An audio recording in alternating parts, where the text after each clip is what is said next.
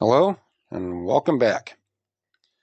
So for today's video here, I'm going to go over 25 of the 25 plus things, but at least and pretty much only the 25 things I got yesterday at my trip to 4 stores. So that's Goodwill Ashtabula, the Salvation Army Ashtabula, the Goodwill Madison, and the Goodwill Mentor. So from Madison to Mentor is a half an hour drive back, but I live in Mentor, so I'm passing that store up anyhow. So of those 25 things, I got those pictured and listed. And if we look at the timestamps of when the timestamps, exact stamps, minus the 3 hours, right? Or you add the 3 hours. From what I have, when I started, when I ended, it's a Sunday, it's a lax day. I got some stuff pictured and listed, so it's a bonus even if I get 25 up on a Sunday. I'm otherwise doing other things. So I wanted to make this video.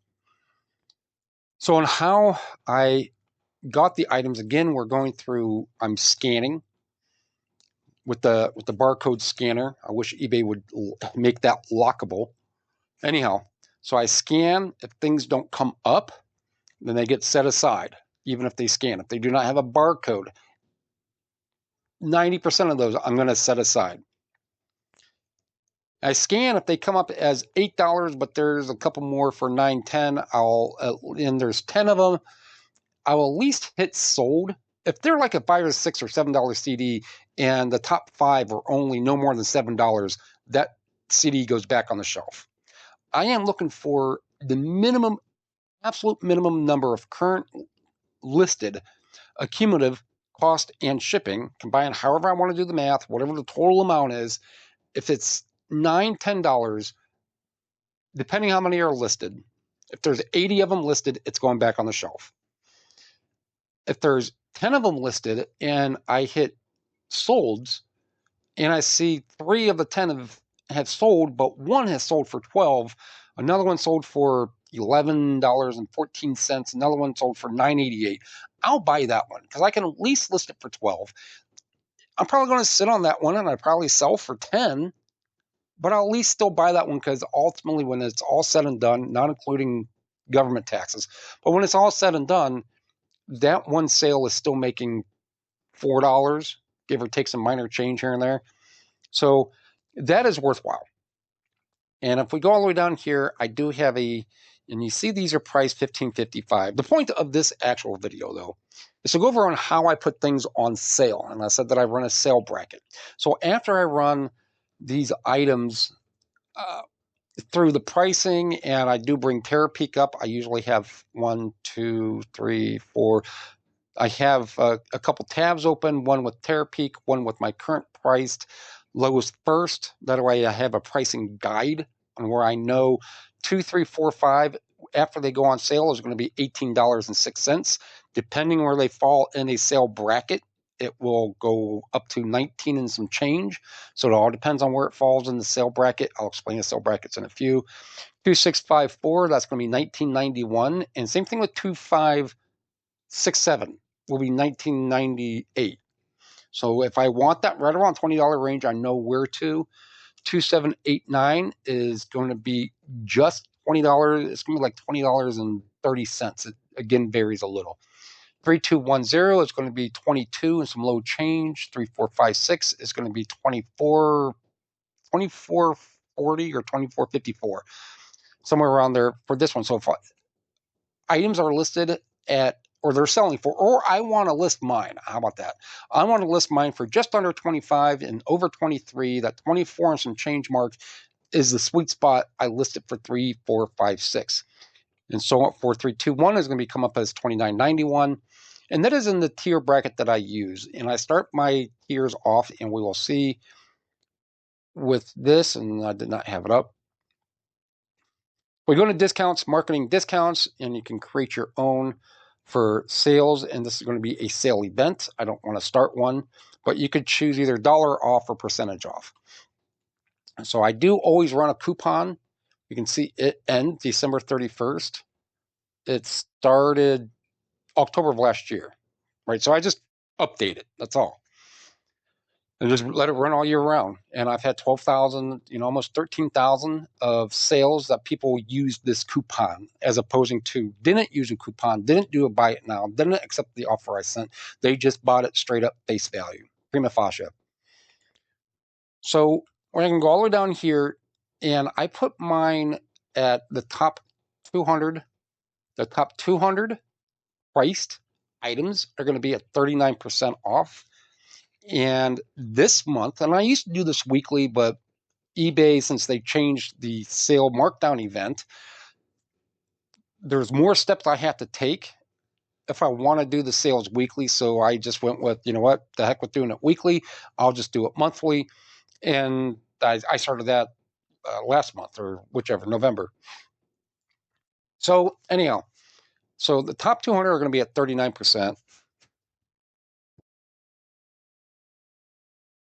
And from the 39, I will go edit, initially starting it, and then at the end of the month, I will completely delete this and just restart a whole brand new one.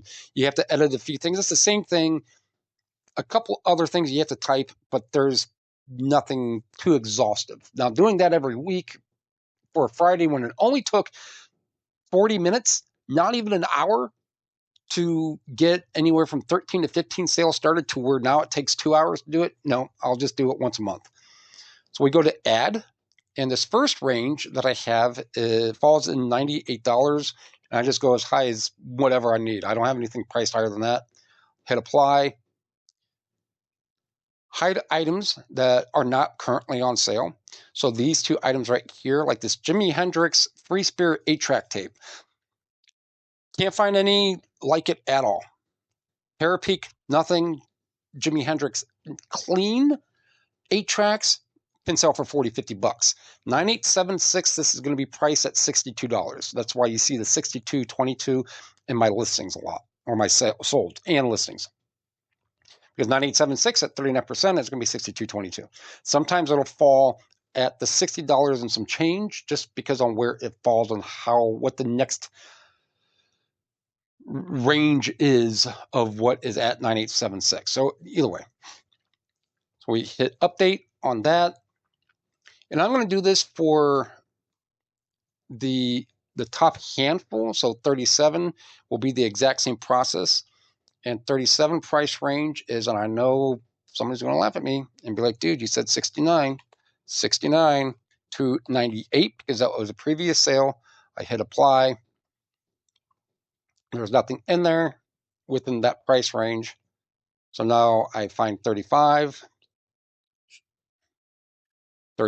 and sometimes either my keyboard or eBay just doesn't want to respond, and we're going to put it on, I'm going to blame it on both.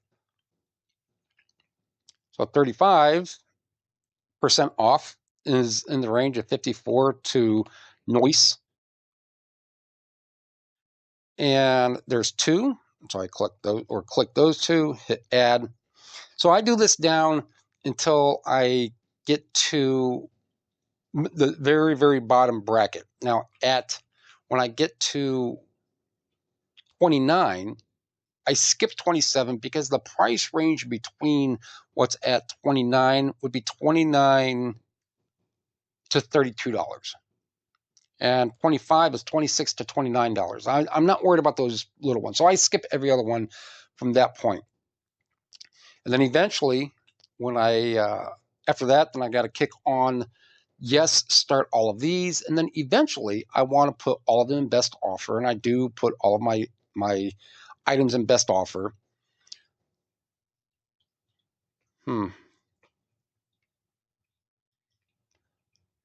Okay, well, it's probably, yeah, it's already there. So anyhow, when all of that goes on sale, which it might already, because I started the first couple, they are.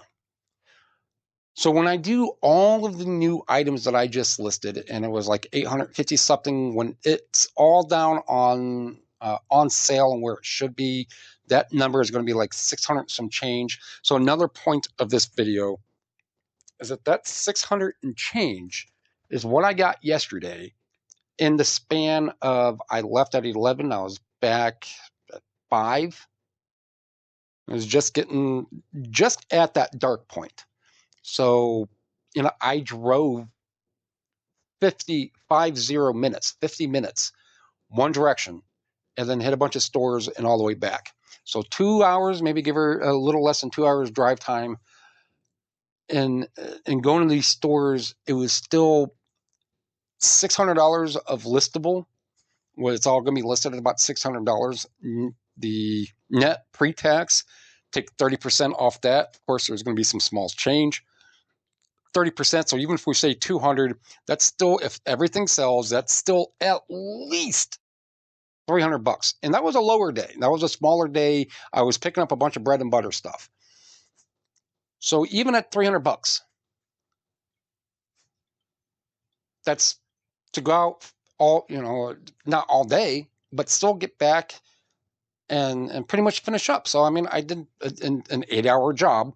And if everything sells, that given day, I was able to produce a tentative $300 to $400 net pre-tax day. And that's in media. If I was selling in other categories, not to disparage any other categories, if I was selling in clothing, I would either be spending 4 hours in one store. I don't know, because I don't sell clothing. I don't know how long it takes people, but I could easily spend that. Or if I was selling shoes or knickknacks or breakables, I just call them breakables, or knickknacks or bric-a-brac or whatever, collectibles or dishes. Or, I mean, the list is way out there. And even more yet, if I was selling electronics. Yes, electronics can get great money. And yes, you're going to spend anywhere from $5 to $50 for VCRs and amps, amplifiers, and the DVD VCR combos. And a lot of the stuff that can get good money. That can get easily $40, $50, $100, $200. But you're going from store to store, and it has so much more you have to test. I'm not saying, because I sell electronics, I'm not saying don't. That's completely on you. However, the point of all of these videos that I'm doing now, and hopefully vast majority in the future, are going to be focused on media, on how easily profitable it is, on how less of a headache it is, on how easy it is to get pictures. These listings have 2 pictures.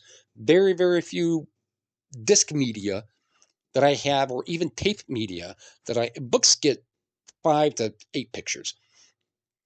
But with all this media, it's 2 pictures. It's flip, put back in the container.